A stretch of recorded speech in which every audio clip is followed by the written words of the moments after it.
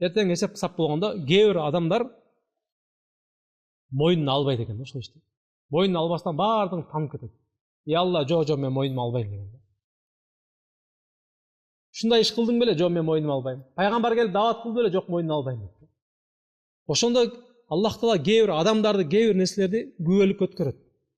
Ошол күбөлүккө өткөн адамдар биринчи кезекте пайгамбарлар.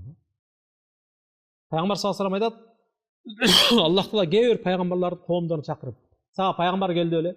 Сага дават келди беле? Аллах бар деген нерсе келди беле? Аллага иман деген нерсе келди беле? Дегенде жок, мага келгенин мойнуна албай коет. Ошондо Аллах Таала пайгамбар саллаллаху алейхи ва саллям чакырат, бизди чакырат, мусулмандар чакырат дагы ушул адамдардын үстүнөн күбөлүк өткүлө, буларга пайгамбар келгендигин тастыктап силер айткыла деген да. Аллах Таала Куранда силерди орто үммет кылдым мен деген да. Адамдардын үстүнөн күбөлүккө өтүшүңөр үчүн орто үммет кылдым деген да. Эртең мусулмандар башка адамдар үстүнөн күбөлүккө өтөт иншалла. Чыныгы мусулман адамдар өтөт. Ошондой эле урматтуу мусулман туугандар, эртең күбөлүккө өткөн адамдар же болбосо күбөлүккө өтө турган нерселер жер. Жерде адамдын баардык кылган иштери күбөлүккө өтөт. Адам кээ бир адамдар мойнуна албаган иштерин жерге Аллах Таала буйруйт. Ар бир жер сүйлөйт. Фаланчы адам мен үстүнөн мындай иш кыл деле. Үстүндө туруп намаз оку деле. Ушул жерде ажылык кыл деле. Ушул жерде закет бер деле. Ушул жерде садака кыл деле. Ушул жерде эли журтка кызмат кыл деле. Ушул жерде ата-энеге кыл деп жакшылыктарын айтат. Ошондой эле жамандыктардын баарын санап берет да.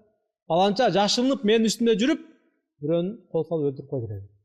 Бирөөнүн арам болгон канын төгүп кой деле. Бирөөнүн арам болгон намысына шек келтирип кой деле. Бирөөнүн арам болгон мал мүлкүн тартып ал деле деп ар бирин жери санап берет.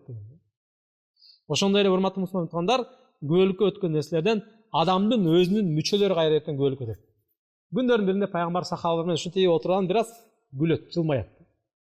Пайгамбар жылмайып туруп сахабалардан сурайт: "Билесиңерби мен азыр эмнеге күлгөнүмдү?" дейт.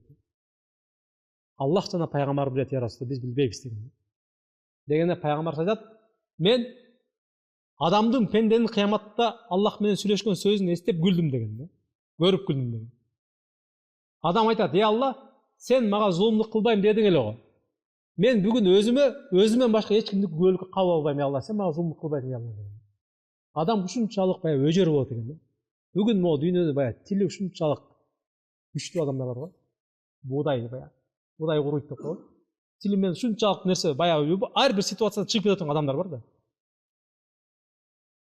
Аллахтын астынан келген ушундай адамдардын абалы оор болуп калат. Алла, сен мага зулум кылбайм дегенсиң, демек мага башка күбөнүн кереги жок, мен өзүмө күбө болоюн, Алла деген. Адам ошол жерден эмне биз айткан шарит этип кетейин дейт да.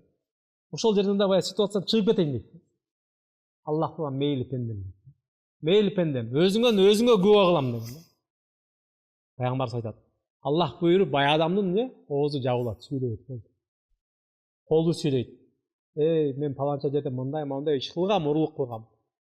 Буту сүйлөйт: мен мондай жерге барып арам жака басып баргам. Дагы бир жер сүйлөйт. Пайгамбар айтат: жыныстык мүчөбүз да сүйлөйт деген.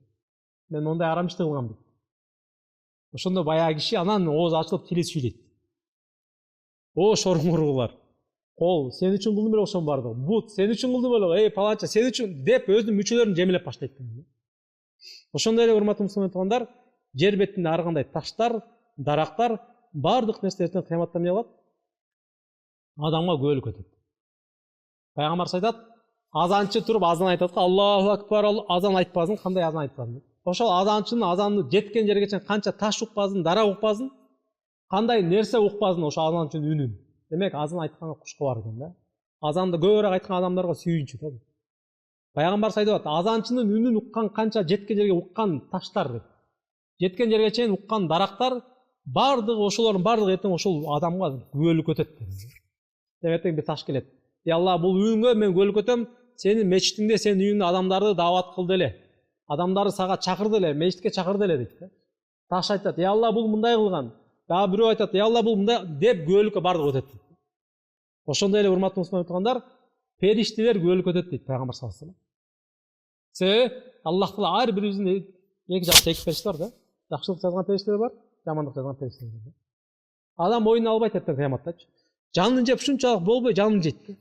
Ошондо Аллах Таала периштелер: мен билем мунун могул жерде өткөнүн. Бул баягы жерде мындай кылган деп бардыгы эмне кылат экен? Күбөлүк өтөт.